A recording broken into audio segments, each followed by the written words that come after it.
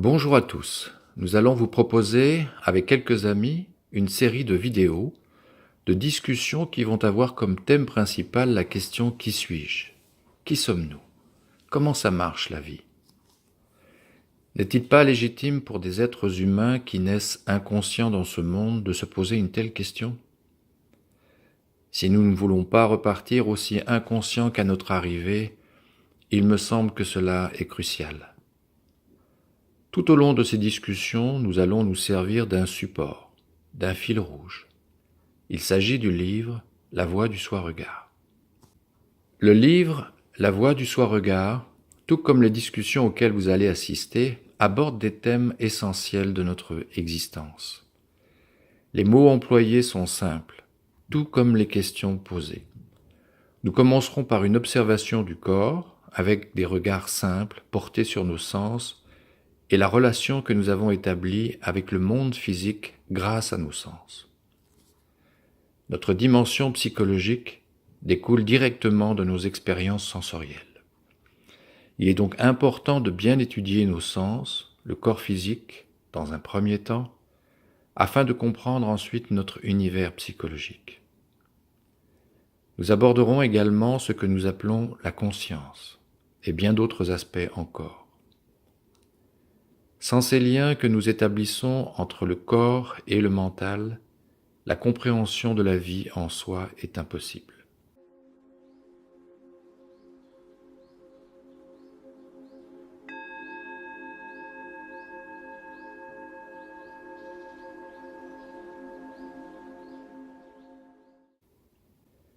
C'est en notre dimension intérieure que nos regards vont se porter.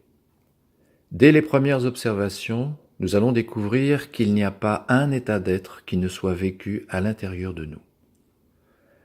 Que cela soit une sensation, un sentiment, une émotion, des pensées, des réflexions intellectuelles ou autres, tout cela est vécu à l'intérieur de nous. Prendre conscience que tout est vécu en soi est un véritable tournant dans la vie d'un être humain. Nous voyons à quel point nous sommes subjugués par les images du monde, par la notion de l'extérieur, par la notion de mon image, la notion que j'ai des autres, les images de la société, etc. Nous sommes véritablement sous hypnose vis-à-vis du monde extérieur. Et cependant, chose étrange, la notion même de l'extérieur est vécue à l'intérieur de nous.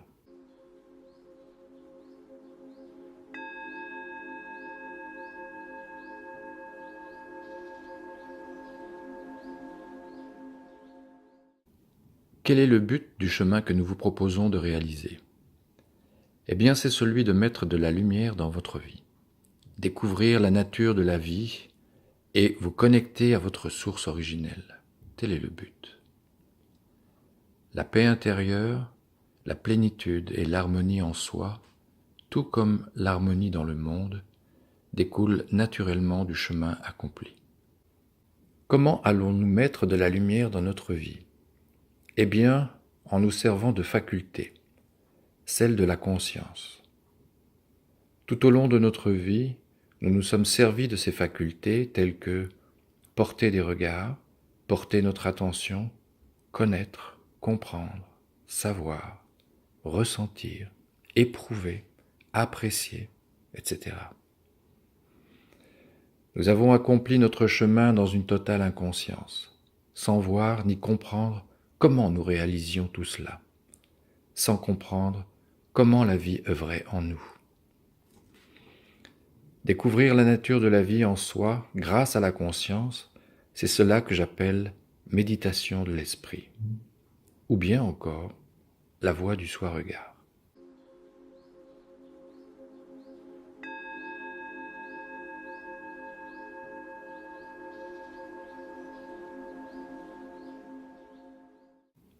Le chaos indescriptible et les violences qui règnent sur Terre sont les conséquences de notre ignorance.